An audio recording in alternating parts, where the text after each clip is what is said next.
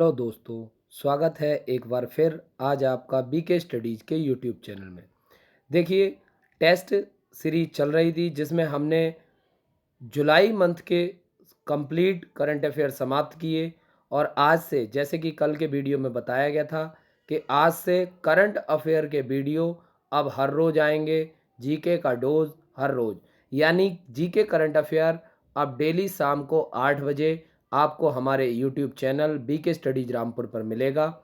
आप हमारे चैनल को सब्सक्राइब कर सकते हैं, साथ ही दूसरे दोस्तों के साथ भी शेयर कर सकते हैं। जब भी वीडियो को देखें तो लाइक बटन को प्रेस करना ना भूलें, साथ ही बेल आइकन को दबा दें ताकि अगले वीडियो का नोटिफिकेशन आपको मिल जाए।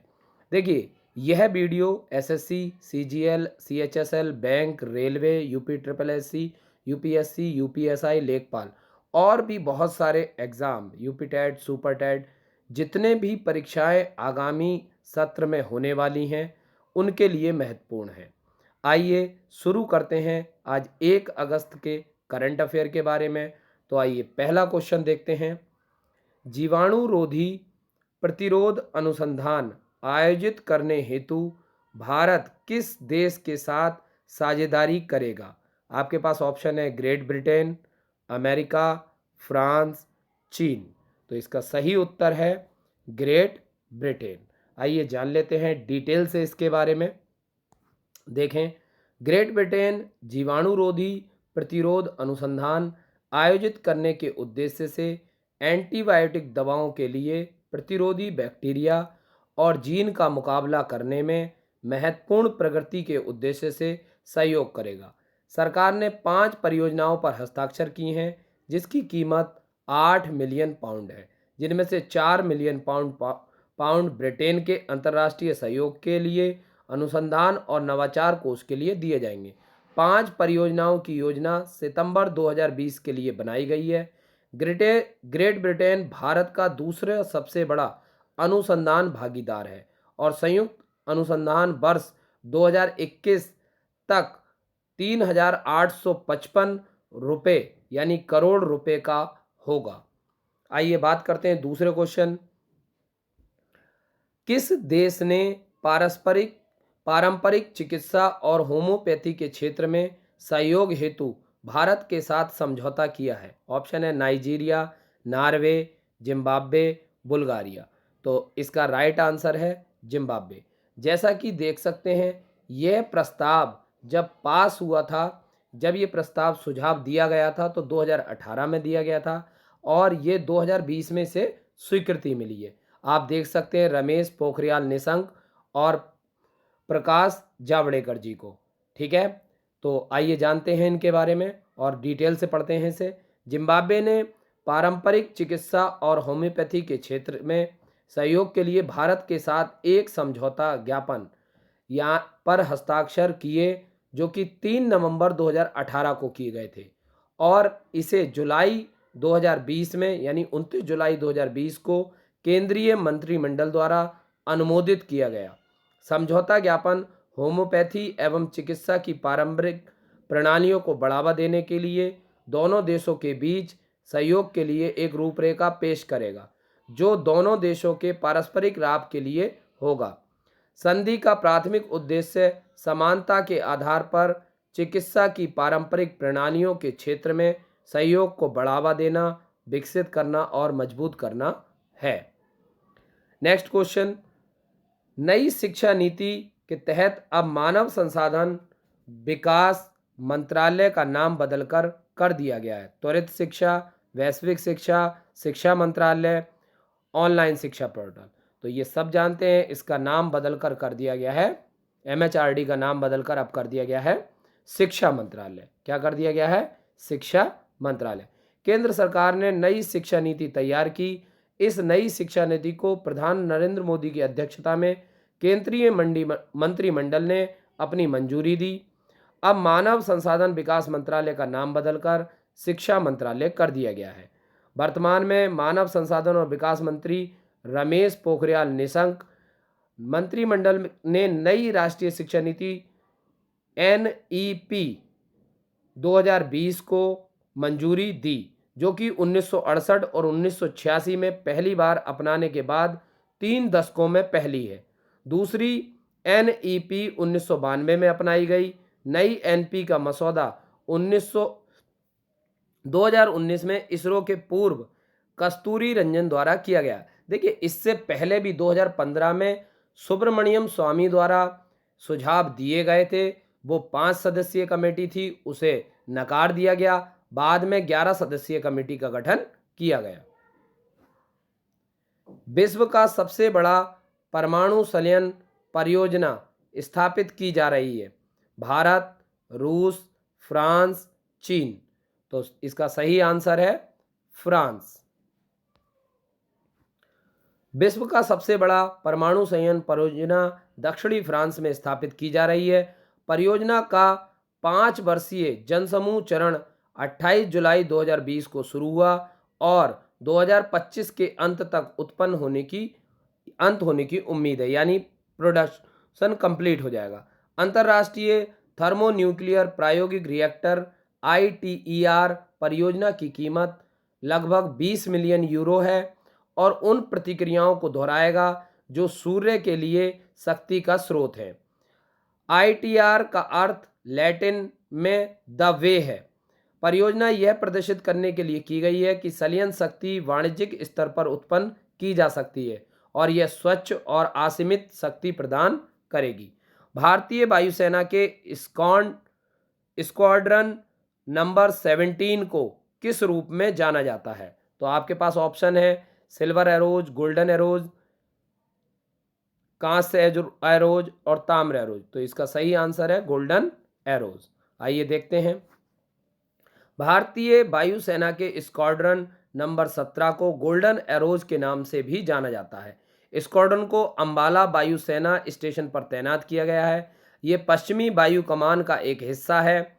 स्क्वाड्रन 17 ने भटिंडा एयरबेस से रूसी मूल के MiG-21 जेट का संचालन किया और इसका गठन 1991 में। स्क्वाड्रन को वर्ष 2016 में भंग कर दिया गया था, लेकिन डसॉल्ट राफेल्स के आगमन के लिए सितंबर 2019 में पुनः पुनर्जीवित किया गया। 5 राफेल फाइटर जेट्स का पहला बैच 29 जुलाई 2020 को फ्रांस के मरगनास बेस से भारत पहुंचा। राफेल फाइटर जेट को मिलाकर 2 स्क्वाड्रन होंगे। पहला स्क्वाड्रन भारतीय वायुसेना के अंबाला एयरबेस और दूसरा स्क्वाड्रन हसीमारा बेस पर तैनात किया जाएगा। COPS Covid protection system for workplace का अनावरण किया है। CSIR CMERI ने, IIT बॉम्बे ने, TIFR ने, IISc बेंगलोर ने। तो इसका सही उत्तर है CSIR CMERI ने। आइए जानते हैं डिटेल इसके बारे में।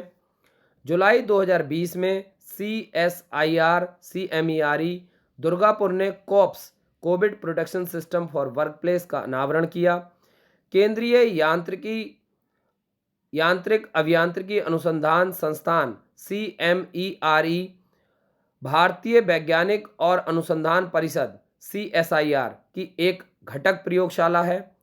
इंटेलीमस्ट अर्थात सौर ऊर्जा आधारित इंटेलिजेंट मास्क ऑटोमेटेड स्वचालित डिस्पेंसिंग यूनिट कम थर्मल स्कैनर। इंटेलीमास्ट शरीर के तापमान की जांच करता है और यह भी सुनिश्चित करता है कि कोई भी व्यक्ति फेस मास्क पहन रहा है या नहीं।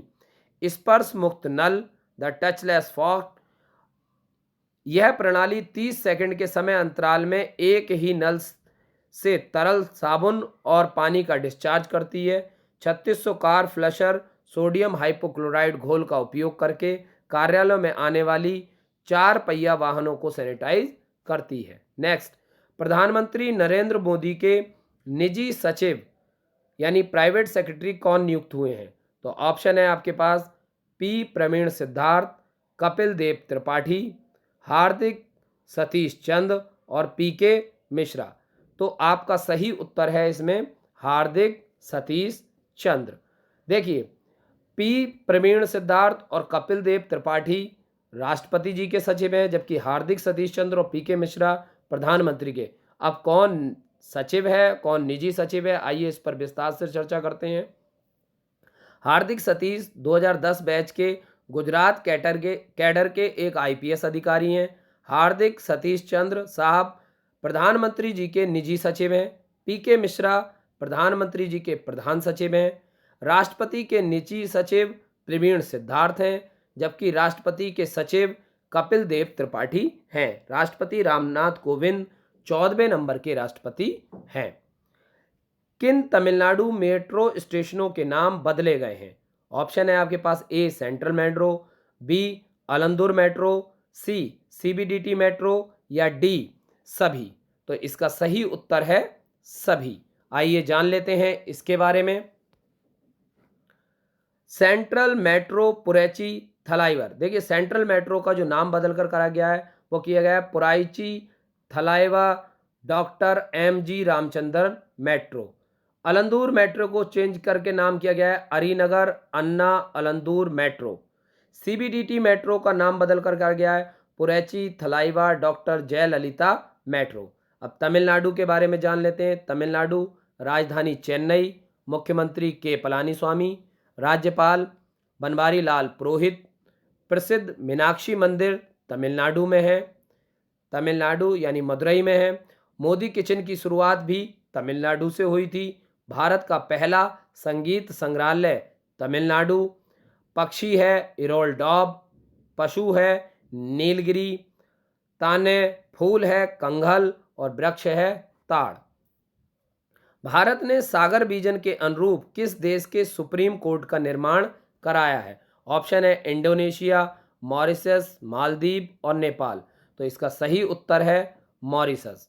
सही उत्तर है मॉरिशस। आइए जान लेते हैं डिटेल।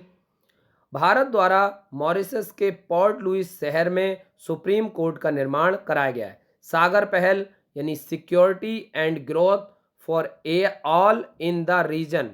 देखिए SAGAR security and growth for all in the region द्वारा भारत इस क्षेत्र में स्थिरता और सुरक्षा पर जोर दे रहा है। साथ ही इस रणनीति को मूर्त रूप देने के लिए सागर माला परियोजना पर भी कार्य कर रहा है, ताकि भारत अपनी तटीय अवसंरचना को सुदृढ़ करके अपनी क्षमता में वृद्धि कर सके। पोर्ट लुइस मॉरिशस की राजधानी है। मॉरिशस के राष्ट्रपति प्रविंद जुगनाथ हैं। कौन है? प्रविंद जुगनाथ। किस राज्य में वन विभाग द्वारा अरावली क्षेत्र के लिए एरियल सीडिंग की शुरुआत की जाती है? देखिए एरियल सीडिंग क्या होता है? एरियल सीडिंग होता है हेलीकॉप्टर के माध्यम से ऊपर से बीजों का गिराया जाना। ये उन दुर्गम स्थानों के लिए होता है जहां पहुंचना आसान नहीं हो पाता, जैसे पहाड़ी क्षेत्र। तो वहां पर एरियल सीडिंग की जाती है, यानी हवा से सीडिंग की जाती है, ताकि वहां पर वृक्षावरण को बढ़ाया जा सके। तो ऑप्शन है आपके पास राजस्थान, मध्य प्रदेश, दिल्ली, हरियाणा। तो इसका सही उत्तर है हरियाणा। आइए जान लेते हैं। हरियाणा राज्य द्वारा ये योजना चालू की गई। इसका मुख्य उद्देश्य अरावली पर वृक्षारोपण करना है। हरियाणा की स्थापना 1 नवंबर 1966 को की गई। राजधानी चंडीगढ़, राजभाषा हिंदी और पंजाबी। मुख्यमंत्री श्री मनोहर लाल खट्टर। जनसंख्या 25351,462। जिले 22। राज्यपाल श्री सत्यदेव नारायण। विधान परिषद 75 सीटें। विधानसभा 90 सीटें। पंजाब न्यायाधीश रवि शंकर झा आर्य। राज्यसभा सीटें 5, लोकसभा सीटें 10। पक्षी है काला तीतर, पशु नीलगाय, फूल कमल और वृक्ष पीपल। अब देखिए राजस्थान में भी अरावली की श्रेणियां पड़ती हैं। तो माउंट आबू जो एक फेमस प्लेस है वो अरावली श्रेणी पर है। मध्य प्रदेश में अरावलियों का अधिकांश भाग पाया जाता है, जबकि दिल्ली में जो राष्ट्रपति भवन है वो भी अरावली हिल सेना रायसेना हिल वो भी अरावली पहाड़ी पर है। और हरियाणा में भी अरावली श्रेणियां पड़ती हैं। किस राज्य सरकार ने 1 सितंबर से धार्मिक स्थल खोलने की घोषणा की है? ऑप्शन है राजस्थान, तमिलनाडु, महाराष्ट्र और आंध्र प्रदेश। तो ये घोषणा की गई है मुख्यमंत्री अशोक गहलोत द्वारा राजस्थान सरकार के ओर से। राजस्थान स्थापना 1 नवंबर 1956। राजधानी जयपुर, राजभाषा हिंदी और ब्रजभाषा मुख्यमंत्री श्री अशोक गहलोत, जनसंख्या 68548437, राज्यपाल श्री कलराज मिश्र, मुख्य न्यायाधीश इंद्रजीत महांती, जिले 33, विधानसभा 200 सीटें, राज्यसभा 10, लोकसभा 25 सीटें। पक्षी इंडियन बस्टर्ड, पशु चिंकारा या ऊंट, फूल रोहिड़ा और वृक्ष खेजड़ी। देखिए खेजड़ी वृक्ष के बारे में टेट की परीक्षाओं में पूछा भी गया था। अब आता है सीवर मेनहोल की सफाई करने के लिए रोबोट का इस्तेमाल करने वाला पूर्वोत्तर क्षेत्र का पहला राज्य कौन सा बना है? तो आपके पास ऑप्शन है जयपुर, गुवाहाटी, अहमदाबाद, इंदौर। तो इसका सही आंसर है गुवाहाटी। देखिए सीवर मेनहोल के लिए रोबोटिक सफाई का जो पहला खेप यानी पहली बार प्रयोग किया गया था वो किया गया था केरल में, लेकिन यहाँ पर जो क्वेश्चन है वो है पूर्वोत्तर राज्य। तो पूर्वोत्तर राज्य में कौन बना है? गुवाहाटी।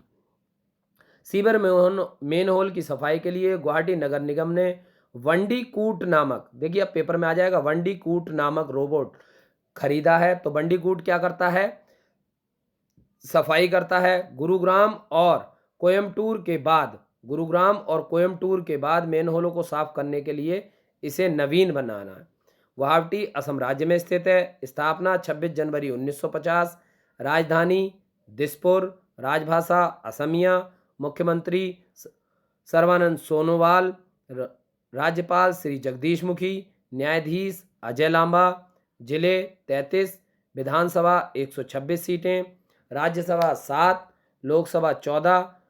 पक्षी बुड्डक, पशु एक सींग वाला गेंडा, फूल आर्किड और वृक्ष होलांग। देखिए असम अभी हाल ही के दिनों में बाढ़ के कारण भी चर्चा में रहा है।